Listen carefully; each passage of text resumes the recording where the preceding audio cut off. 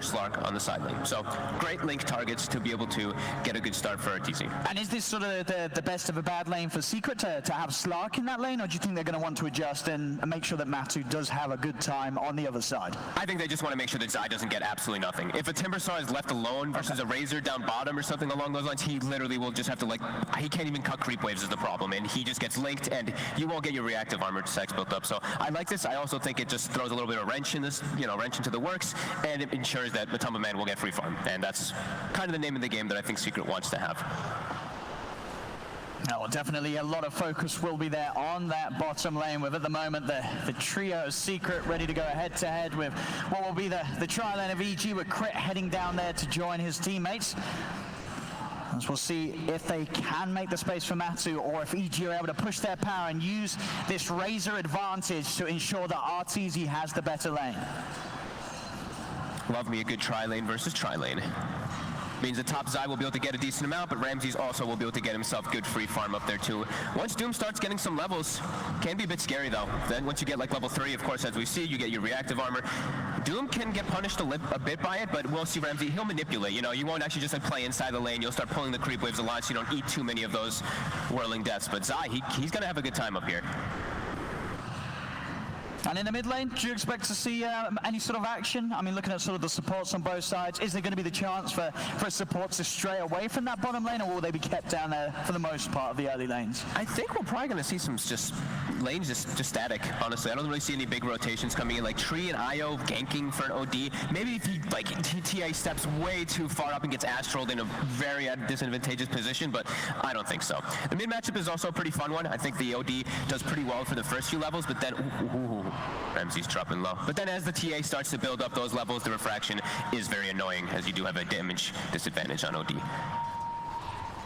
Already Yapsot and Puppey just trying to sort of mess with the...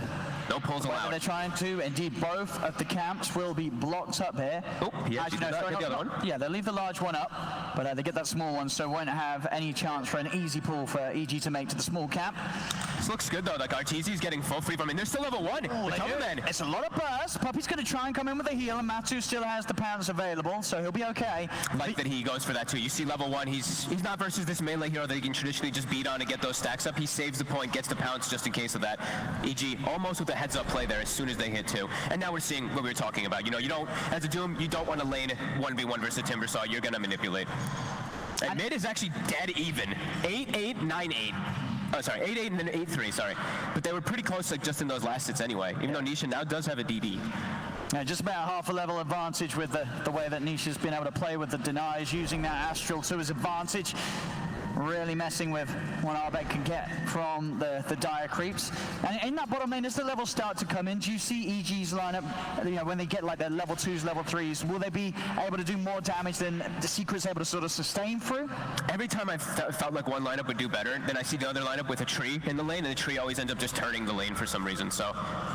We'll see. I think it's a lot depending on the positioning too, but Nyx looks pretty good in this lane. Like, he can just kind of walk up and bully them away, and we're actually seeing that start to happen. Matumba's actually like, I'm out of here. I'm not getting free farm at all. I'm not getting Murniach anything. Razor 11 denies. They're switching lanes. I mean, they need to. As you say, Matu are having pretty much no chance to look at the creep wave. That top lane has actually been set up, so he has got a juicy double wave coming into him. Oh, yeah. Thanks to the way that Zai pulled in. So Zai being a bro and keeping that set up for Matu, and should be able to farm it without any looking from EG. EG's going to try and get in on top of Zai, but a quick Timber Chain will break him away from the static link. And we'll see if EG remain down here, or if they do decide that they need to send more attention up to top to ensure that Matu doesn't get that space. This is a great lane setup for EG. Immediately, RTZ, he sees Slark top. He's going to port up there as well to keep that pressure going. Yeah, this is really nicely set up here for EG in the start. Yeah, the supports start to move from Secret as well. Puppey will head up, so there's that safety for Slark as soon as they see RTZ. Here we go, nice little high five there. Still, look at the denies on Nisha. I mean the DD definitely makes a big, argument to see why he has so many of them, but he's playing really well around those Astrals. He's actually got he's going to have, what, 3/4 of a level advantage on top of this TA. You'd imagine so. Nisha, as you say, just masterful with the timings on these Astrals, making sure that he's getting the maximum amount of denies possible, setting up the creeps as such, though EG.Abed is struggling in the levels. Obviously, EG.Abed with the farm that he's getting, he's still going to hit the timings for those sort of early items that will allow him to turn to the jungle and start to work towards those bigger mid-game item timings. So won't be too fussed about the way that he's falling behind in lane, as there's always a comeback chance with the TA. Matumba's much happier up here. Even though he's still versus the Razor, it's because it's in his safe lane. It's not as long as like this chase, but he still is going to get linked up and have to deal with that most of the times here, as it's a big link. 50, 60 damage for RTZ.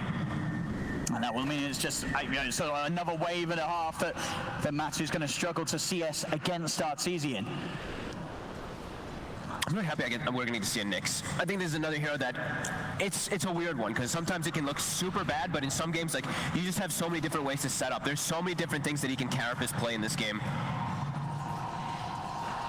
And it's a lot of information. I think that's another thing that Synderen was talking about, the TA traps plus that Nyx Assassin. You can really just start to get so much info on the map to make a choice. He stepped forward, but he's dead! He was so low! Did he not look at his health? He just walked in range of a pounce, and Matu, I mean, there's no counter play. There's no way you can start stealing damage at a rate that's going to stop Matu from getting away with that. He was sitting at what? He was like 168. I thought he was going to back up and heal up a little bit more. Yeah, a little bit of a misplay there from Arteezy, giving up a very important kill, of course, for Matu. You know, he'd moved intentionally to that lane to continue to pressure Matu's slot, and he ends up feeding a kill to him. 3 runes for Nisha. I believe that is why we see the tip coming out there. He actually been pre-checking the runes, and he has gotten all 3 of them. DD, regen, as well as a haste. Well, Arteezy will, of course, return to that top lane, as that is the best place for him to play. Well, in theory, he's just got to make sure he doesn't go down again. Bottom lane, Ramses here goes under the tower, and some nice outplay with the blast. Gets the kill. He gets the courier. Gets the courier. We'll see if Zai can find him. Comes in with the timber chain, the shackle he's hunting, and he will find. So Zai does manage to get back in, get a bit of revenge. Up top, this time, Arteezy getting aggressive onto the Arteezy keep the distance, and Arteezy is falling low. Pounce has already been used, so Matu's got no further way to close the gap. Arteezy will live. Also had the TP up from YapzOr to make sure that they couldn't go for anything more. Grasp is thrown down. It won't quite catch the Wyvern.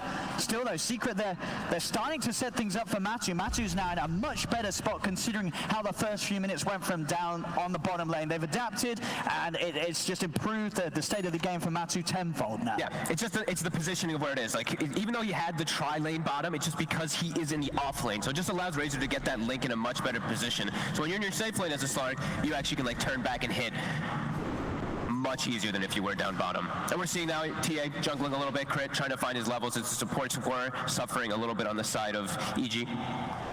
Yeah, Crit's going to want to get that 6 online as soon as he can, so he can start setting up for the rest of his team, make aggressive moves that the Arteezy's going to be able to get behind. Even Ramses, as now level 7, he's ready to make plays soon when he skills the Doom. Yeah, he's holding the skill point. We see Ramses do this quite a lot. He was doing it on his Abaddon. He actually was level 11 last game on Abaddon with only 8 points skilled up, so just deciding if he actually needs it in the moment or if he sees an opportunity with a rotation, if he can. Oh, they might try and do something down here. Got a lot of stacks already. They're going to bring 3. There should be a chance to commit with the Doom. Arteezy and Crit ready to help Ramses out, and here's the commitment. They're bringing 4. They've got the static link, and with this sort of control, it's going to be in a big build-up. Zai is tanky, of course, early on as the Timber, but surely they have the damage to bring him down. There's no TP backup coming in. I think Secret, no, they cannot save him, as EG will manage to bring down Zai. Takes a lot of resources, but they get the kill done. I don't think you're too upset with that, even if you're Secret. Like, the thing is that who gets getting the last hit, actually? It's Ramses. I think Arteezy probably likely wanted that one because of that rotation, but he just wanted to get the hell out of top lane with his rotations. So, pretty even. I mean, as you say, that is the thing. Every time this move's happening down there, Matu continues to have more space on the top lane. Yep. And that's sort of an early lane setup where EG had that advantage down bottom. It's just a pipe dream now. It's so long ago, you don't see that being shown at all in how far Matu is right now. He's up there level at the top. And now you look at EG's lineup and how do they really want to contest and put pressure onto the Slark now? It's not really looking like they have great options to with their heroes. They have to probably bring Ramses up there again, but without Doom, he's not really much of a threat versus this Slark at the moment, especially when he has the backup of the IO. So Matumba, every time he sees the Doom, is like in those situations, he's like, yes, good job, Zai. You ate the Doom instead of me. Yeah, I mean, you can see Matu not scared to start poking at them. Crit tries to toy around with a stun. Now going to look to go towards the tower, but Matsu can easily juke it out. Now he can turn, start to build up some of the stacks. Ramses, he's got the movement speed with the Scorched Earth.